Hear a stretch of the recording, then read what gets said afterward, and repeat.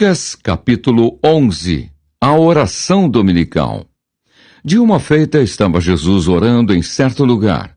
Quando terminou, um dos seus discípulos lhe pediu: Senhor, ensina-nos a orar, como também João ensinou aos seus discípulos. Então ele os ensinou: Quando orardes, dizei: Pai, santificado seja o teu nome, venha o teu reino. O pão nosso cotidiano dá-nos de dia em dia.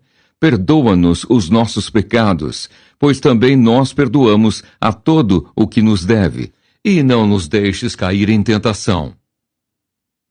A parábola do amigo importuno. Disse-lhes ainda Jesus: Qual dentre vós, tendo um amigo, e este for procurá-lo à meia-noite, e lhe disser: Amigo, empresta-me 3 pães, pois um meu amigo, chegando de viagem, procurou-me, e eu nada tenho que lhe oferecer. E o outro lhe responda lá de dentro, dizendo: Não me importunes, a porta já está fechada, e os meus filhos comigo também já estão deitados. Não posso levantar-me para tos dar. Digo-vos que, se não se levantar para dar-lhes por ser seu amigo, todavia o fará por causa da importunação e lhe dará tudo o de que tiver necessidade. Jesus incita a orar. Por isso vos digo: pedi e dar-se-vos-á, buscai e achareis, batei e abrir-se-vos-á.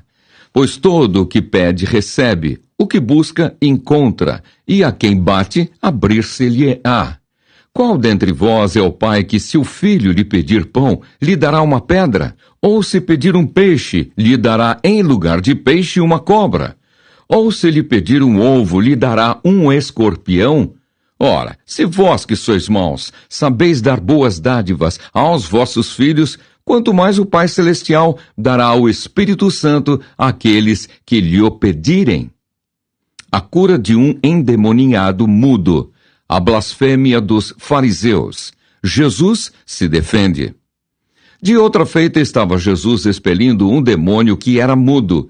E aconteceu que, ao sair o demônio, o mudo passou a falar. E as multidões se admiravam, mas alguns dentre eles diziam: Ora, ele expele os demônios pelo poder de Beelzebu, o maioral dos demônios. E outros, tentando-o, pediam dele um sinal do céu.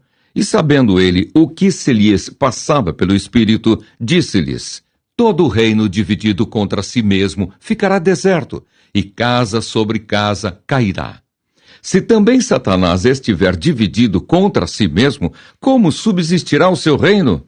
E isto porque dizeis que eu expulso os demônios por Beelzebu. E se eu expulso os demônios por Beelzebu, por que os expulsam vossos filhos? Por isso eles mesmos serão os vossos juízes. Se, porém, eu expulso os demônios pelo dedo de Deus, certamente é chegado o reino de Deus sobre vós. Quando o valente, bem armado, guarda sua própria casa, ficam em segurança todos os seus bens. Sobrevindo, porém, um mais valente do que ele, vence-o, tira-lhe a armadura em que confiava e lhe divide os despojos. Quem não é por mim, é contra mim, e quem comigo não ajunta, espalha. A estratégia de Satanás. Quando o espírito imundo sai do homem, anda por lugares áridos, procurando repouso, e não o achando, diz: Voltarei para minha casa donde saí. E tendo voltado, a encontra varrida e ornamentada. Então vai e leva consigo outros 7 espíritos piores do que ele, e entrando, habitam ali. E o último estado daquele homem se torna pior do que o primeiro. A exclamação de uma mulher. Ora, aconteceu que, ao dizer Jesus estas palavras, uma mulher que estava entre a multidão exclamou e disse-lhe: Bem-aventurada aquela que te concebeu e os seios que te amamentaram. Ele, porém, respondeu: Antes, bem-aventurados são os que ouvem a palavra de Deus e aguardam. O sinal de Jonas. Como afluíssem as multidões, passou Jesus a dizer: Esta é geração perversa, pede sinal, mas nenhum sinal lhe será dado senão o de Jonas. Porque, assim como Jonas foi sinal para os ninivitas, o Filho do Homem o será para esta geração. A rainha do sul se levantará no juízo com os homens desta geração e os condenará, porque veio dos confins da terra para ouvir a sabedoria de Salomão. E eis aqui está quem é maior do que Salomão. Ninivitas se levantarão no juízo com esta geração e a condenarão, porque se arrependeram com a pregação de Jonas. E eis aqui está quem é maior do que Jonas. A parábola da candeia.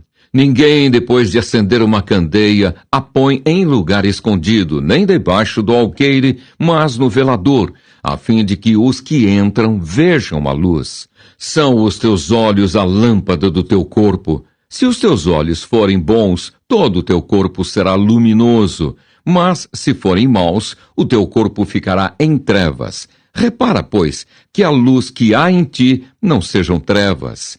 Se, portanto, todo o teu corpo for luminoso, sem ter qualquer parte em trevas, será todo resplandecente, como a candeia, quando te ilumina em plena luz. Jesus censura os fariseus.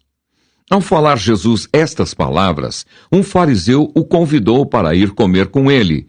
Então, entrando, tomou lugar à mesa. O fariseu, porém, admirou-se ao ver que Jesus não se lavara primeiro antes de comer.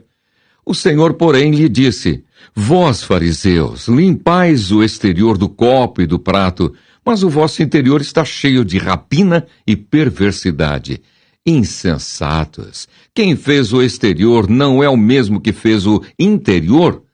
Antes, dai esmola do que tiverdes, e tudo vos será limpo. Mas ai de vós, fariseus, porque dais o dízimo da hortelã, da arruda e de todas as hortaliças, e desprezais a justiça e o amor de Deus. Devíeis, porém, fazer estas coisas sem omitir aquelas. Ai de vós, fariseus, porque gostais da primeira cadeira nas sinagogas e das saudações nas praças. Ai de vós que sois como as sepulturas invisíveis sobre as quais os homens passam sem o saber. Ai dos intérpretes da lei. Então, respondendo um dos intérpretes da lei, disse a Jesus: Mestre, dizendo estas coisas também nos ofendes a nós outros. Mas ele respondeu: Ai de vós também, intérpretes da lei, porque sobrecarregais os homens com fardos superiores às suas forças, mas vós mesmos nem com um dedo os tocais. Ai de vós, porque edificais os túmulos dos profetas que vossos pais assassinaram. Assim sois testemunhas e aprovais com cumplicidade as obras dos vossos pais. Porque eles mataram os profetas, e vós lhes edificais os túmulos. Por isso também disse a sabedoria de Deus: Enviar-lhes-ei profetas e apóstolos, e a alguns deles matarão, e a outros perseguirão, para que desta geração se peçam contas do sangue dos profetas, derramado desde a fundação do mundo, desde o sangue de Abel até ao de Zacarias, que foi assassinado entre o altar e a casa de Deus. Sim, eu vos afirmo, contas serão pedidas a esta geração. Ai de vós, intérpretes da lei, porque tomastes a chave da ciência, contudo, vós mesmos não entrastes e impedistes o que estavam entrando. O plano para tirar a vida de Jesus. Saindo Jesus dali, passaram os escribas e fariseus a arguí-lo com veemência, procurando confundi-lo a respeito de muitos assuntos, com o intuito de tirar das suas próprias palavras motivos para o acusar.